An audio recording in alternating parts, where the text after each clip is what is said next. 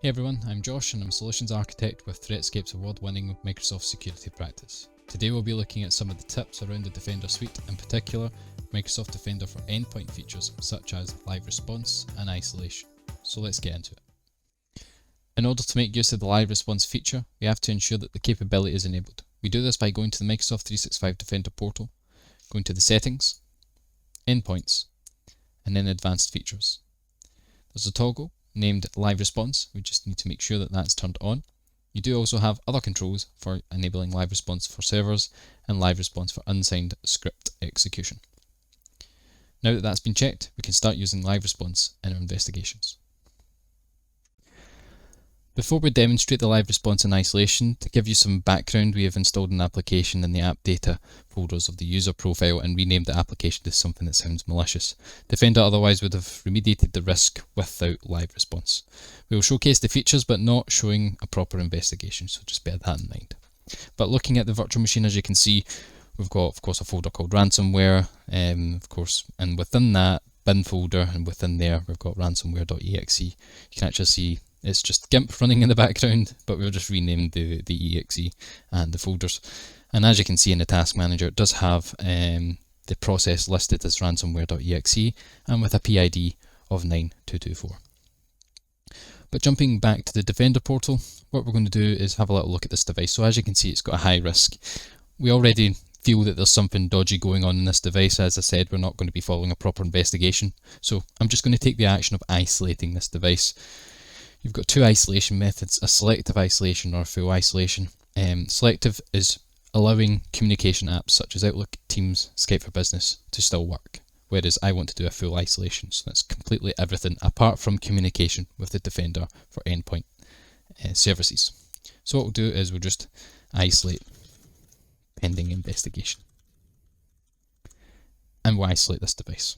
And what happens is that gets pushed through to that endpoint, and what will happen is it will then isolate it from the network. And as you can see, we've got that notification from our organization to say the device has been disconnected from the network. So now if you actually try to go to the internet, we can give a little try of google.com, see if that works. As you can see, it's not working. We can even try and demonstrate pinging even our local gateway. As you can see, we're just getting generic failures. So there we go, it's that completely isolated from the network, but what we're going to be doing is we're going to be doing a live response with this device through the Defender suite. So we'll go back to the Defender portal and we'll open up the live response.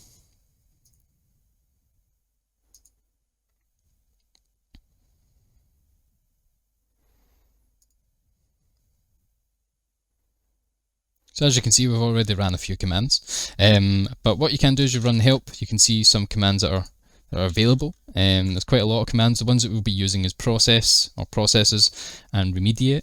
But what we'll do is we'll run the processes 92224 and run that and see what it comes back with. We know roughly what it's going to come back with and where it's going to point us. So it's giving you all the information about that kind of process it's running. Quite a lot of information, the opened files, everything that's kind of running for that process, like the modules. Of course, we just want to confirm we've got the right one open, the PID of 9224. Yep, it's ransomware.exe. And we've got the path of where that exe is running from. So what I'm going to do is I'm actually going to remediate this. So when you do a remediation, it's depending on the type of risk that's detected. So what we'll do is we'll just go ahead and select to remediate that particular file, and we'll see what that does. So I'm just going to get the command here. I'll copy and paste that in.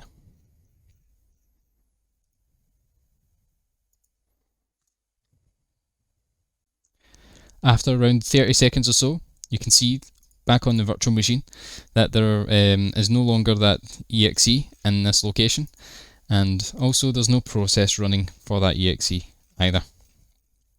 And if we have a little look at the notifications, we're prompted at this time. You can see enterprise unwanted application was found, threats detected found. Can maybe jump into one of these, show what's actually happened. Just go to the protection history. Yeah, and as you can see, there've been threats found, and of course been enterprise blocks, and these devices and PIDs have been stopped and quarantined. And even if you try and reload these, they'll be quarantined again. So that just kind of demonstrates the live response kind of capabilities, even with the device isolated. And after this, we can go back into the device after, say, we've cleared everything off. We're quite happy that we've cleaned the device and everything's okay on it. We can go back to the device itself and then release it from isolation. And we just say it's cleaned. And then that will kick off and the device will then be cleaned. So that was just a couple of the capabilities of Defender for Endpoint around the isolation and live response. There's plenty more that you can do with live response as well, so you're not just limited to doing those specific actions, but maybe give it a go and see how you get on with it.